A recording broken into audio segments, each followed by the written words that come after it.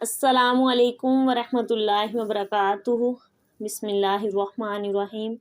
الصلاۃ والسلام علیک یا رسول اللہ وعلی آلک واصحابک یا حبیب اللہ۔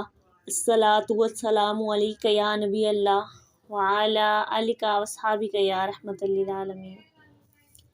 خوش آمدید۔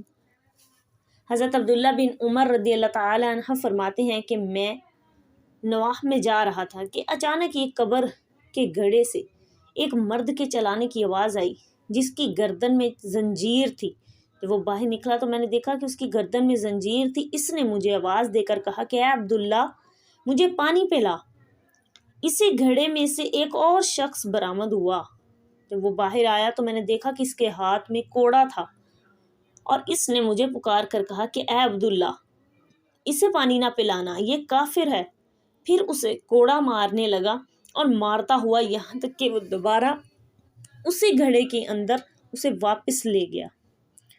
عبداللہ بن عمر فرماتے ہیں کہ پھر میں نبی کریم صلی اللہ علیہ وآلہ وسلم کی خدمت میں حاضر ہوا۔ میں نے یہ واقعہ حضور صلی اللہ علیہ وآلہ وسلم سے فرمایا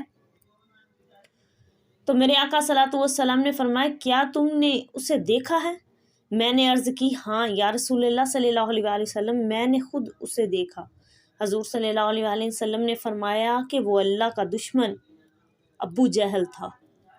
استغفر اللہ استغفر اللہ۔ اور وہ اس کا عذاب تھا جو اسے کھینچ کر دوبارہ گھڑے میں لے گیا، استغفر اللہ، جو اسے قیامت تک ہوتا رہے گا۔ دشمن رسول صلی اللہ علیہ وآلہ وسلم عذاب قبر میں بھی قیامت تک مبتلا رہتا ہے اور اس کی نجات نہیں ہوتی۔ یہاں پر میرے آقا نے فرمایا کہ یہ اللہ کا دشمن ہے، اور حالانکہ اس نے اللہ سے نہیں میرے آقا صلی اللہ علیہ وسلم سے بغاوت کی، میرے آقا صلی اللہ علیہ وسلم کے اوپر ایمان نہیں لایا، یعنی کہ جو میرے آقا کا دشمن وہی اللہ کا دشمن، اور جو اللہ کا دشمن وہی میرے آقا کا دشمن۔